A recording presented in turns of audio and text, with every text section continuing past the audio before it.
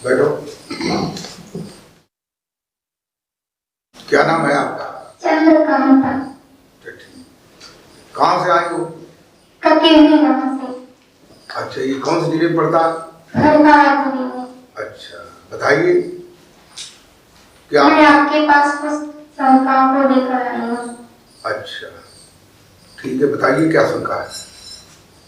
हे अधूर शब्द में रमण करने वाले श्री सद्गुरुदेव जी महाराज, आप हमें यह बतावें कि जीव चींटी में छोटा है, हाथी में बड़ा होता है या नहीं? अच्छा,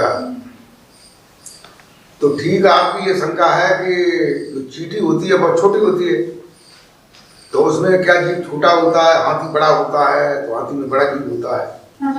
ऐसा कुछ नहीं है। जीव तो एक बहुत छोटी सी बात है, और शरीर के अंदर जो है अनगिनत जीव जो है भरे हुए हैं। तो जीव जीव सब एक तार होते हैं। और बताइए, और कोई प्रश्न है? हे सृष्टि का स्वरूप जानने वाले श्री सद्गुरुदेव जी महाराज, आप हमें यह बतावें कि यह जीव कितने प्रकार के होते हैं? अच्छा, तो आपकी ये शंका है कि जीव कितने प्रकार के होते हैं?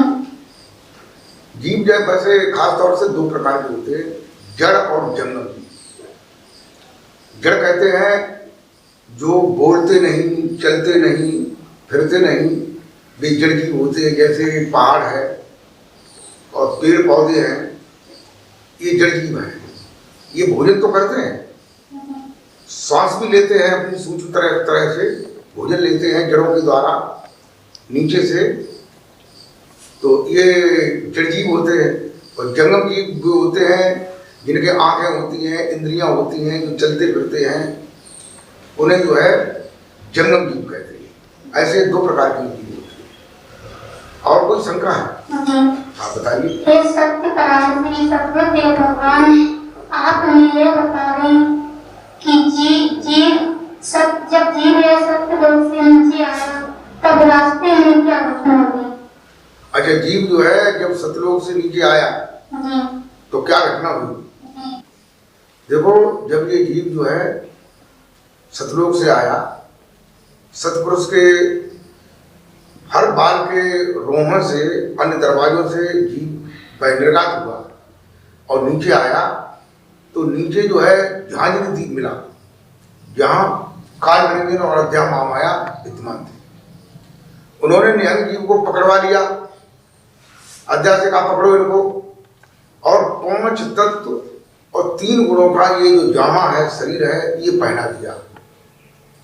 और काल निरंजन ने इस शरीर के अंदर इंद्रियां और चार अंतःकरण, मन बुद्धि चित्त अहम, और चार कोतवाल काम क्रोध लोभ मोह अहंकार, ये बैठा दी। ये घटना। और बताइए अगला प्रश्न क्या है? हे पूर्ण नाम देने वाले गुरुदेव भगवान, आप यह बतावें कि काल निरंजन जीव को सत्य की ओर क्यों नहीं जाने देता है? अच्छा, तो ये प्रश्न है, काल निरंजन जीव को सत्य की ओर क्यों नहीं जाने देता है? देखो, एक बार ऐसा हुआ शुरुआत में ही, तो सतपुरुष ने काल निरंजन को उनके जो बड़े भाई थे कूरम पुरुष, उनके पास भेजा था सामान लेने के लिए, जो सृष्टि का सामान था। तो वो उन पर जो है अदब कायदा से नहीं बोले, और फिर झगड़ा हुआ, पेट फाड़ दिया उनका, सामान ले आए। तो सतपुरुष ने जो है उनको ये श्राप दे दिया कि तू जो है अनुशासन नहीं, किसी का अनुशासन में नहीं चलता है, अभिवादन नहीं करता है, अब तुझे मेरा दर्शन कभी नहीं होगा। तो काल निरंजन ने सतपुरुष से ये कहा कि अगर हमें दर्शन नहीं होगा तो हम किसी को भी जीव को दर्शन नहीं करने देंगे। इसलिए जो है वो उसमें रोक लगाई जाती है। और बताइए, और क्या प्रश्न है? सच्चा मार्ग बताने वाले श्री गुरु महाराज जी, आप यह बताएं कि जीव का सर्वश्रेष्ठ शरीर कौन सा माना जाता है? अच्छा, ये प्रश्न है कि जीव का सर्वश्रेष्ठ शरीर कौन सा माना जाता है?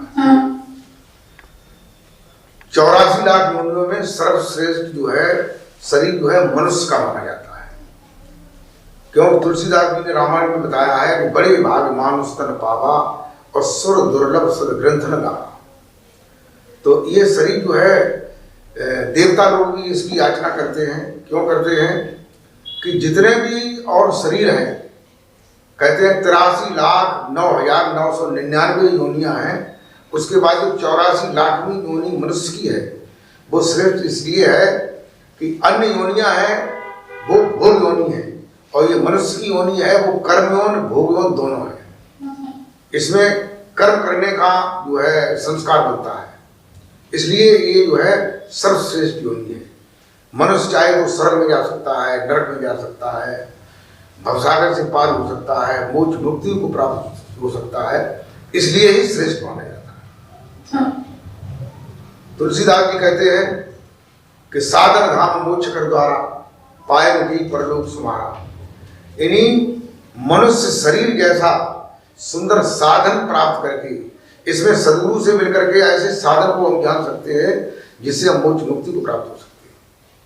इस शरीर के अंदर ऐसे दरवाजे हैं ऊपर के, जिन दरवाजों से होकर के जीव जहां से आया है सब लोग से वहां जा सकता है, इसलिए ये मनुष्य शरीर श्रेष्ठ है। और बताइए, और कोई प्रश्न है? हे मुक्ति का मार्ग बताने वाले श्री सद्गुरुदेव जी महाराज, आप हमें यह बताएं कि जीव को मोक्ष प्रदान होने पर उसकी क्या दशा होती है और फिर वह संसार में आता है या नहीं? अच्छा, मोक्ष प्राप्त होने के बाद जो है जीव की क्या दशा होती है, ये संसार में आता है या नहीं आता है? देखो, मोक्ष प्राप्त होने के बाद जो है वह इस प्रकार से हो जाता है जैसे कमल जो है कीचड़ में उत्पन्न होता है और कीचड़ में रहते हुए भी कीचड़ से अलग रहता है। ऐसे ही मनुष्य जो है जो मोक्ष को प्राप्त हो जाता है, मोक्ष को प्राप्त होने का मतलब है, मोह का मतलब होता है मोह धन क्षय, इन्हीं मोह के नष्ट हो जाने को मोक्ष कहते हैं। फिर उसका संसार से कोई लगाव नहीं होता है, परंतु संसार में अपना व्यवहार बनाए रखता है। ऐसे इस प्रकार से संसार में रहता है और फिर जब उसकी इच्छा होती है तब वो संत और सदगुरुओं की जो रूहें आती हैं उनके साथ आता है, और इच्छा नहीं होती है तो नहीं आता। और बताइए, और कोई प्रश्न है? बताइए। हे गुरु महाराज जी, आप हमें यह बताएं कि अंतमता सोगता अर्थात मृत्यु के समय बुद्ध में मत में जो भी होता है जीव की गति उसी में हो जाती है, क्या ये सच है? हाँ, इन्हीं कहते हैं कि अंतमता सुगता, इन्हीं मृत्यु के समय जो बुद्धि में विचारों में जो चीज होती है उसी में उसकी गति कर दी जाती है। ये सत्य है। देखो, इसलिए जो है हमें भजन ध्यान करना चाहिए, सच्चा साधन जाना चाहिए। जब हम सच्चा साधन जानेंगे, सच्चे नाम को जानेंगे तो मृत्यु के समय वो नाम याद आएगा और नाम का स्मरण करेंगे तो हम जो है गुरु महाराज जी के लोक में चले जाएंगे। और बताइए, और कोई प्रश्न है? हे गुरु महाराज जी, आप हमें ये बताएं कि मरते समय जीव के साथ क्या जाता है? इन्हीं आपका प्रश्न ये है कि मरते समय जीव के साथ क्या जाता है।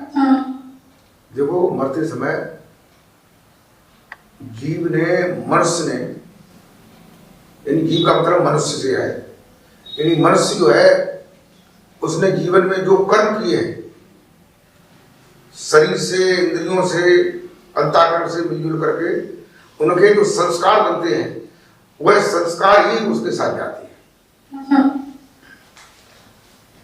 और बताइए, और कोई प्रश्न है? हे सद्गुरुदेव जी महाराज, आप हमें ये बताएं कि मरते समय जीव के साथ माता पिता पत्नी पुत्र पुत्री आदि घर जमीन धन साथ जाता है या नहीं? अच्छा, तो आपका ये प्रश्न है कि मरने के बाद जो है माता पिता पुत्र पुत्रियां घर मकान जमीन जायदाद धन संपत्ति ये साथ जाती है कि नहीं जाती? ऐसा कुछ नहीं है। ये कोई चीजें जो है साथ नहीं जाती है, ये तो दूर की बातें नहीं, ये तो शरीर है, ये भी नहीं जाता है, ये यहाँ रह जाता है। इसे बाद में लोग जो है जला देते हैं या जल प्रवाह कर देते हैं और उसकी संस्कार कर देते हैं। और कोई प्रश्न है? हाँ बताइए।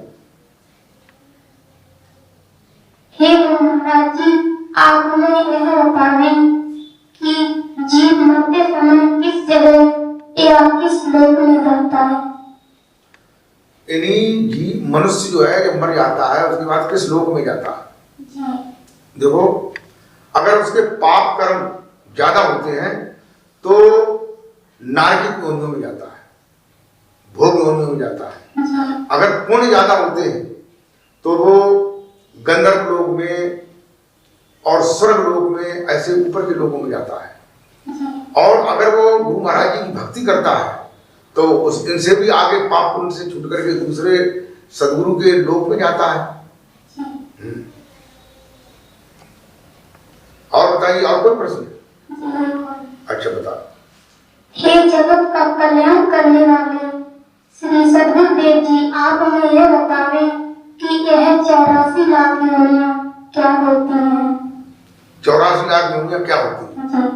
84 लाख योनियां, ये मतलब इनको बताया जाता है। तो 84 का मतलब होता है, चौ माने 4, राशि माने ढेर। यानी 84 लाख योनियों को 4 ढेरों में बांटा गया है, 4 श्रृंखलाओं में बांटा गया है, जिन्हें कहते हैं जरायु, उद्भिद, अंडज और स्वेदज। ऐसे जो है ये 84 लाख योनियां जो है 4 ढेरों में बंद है। और बताइए, और कोई प्रश्न? अच्छा ठीक है। हे सद्गुरुदेव भगवान, आपने हमारे संतान का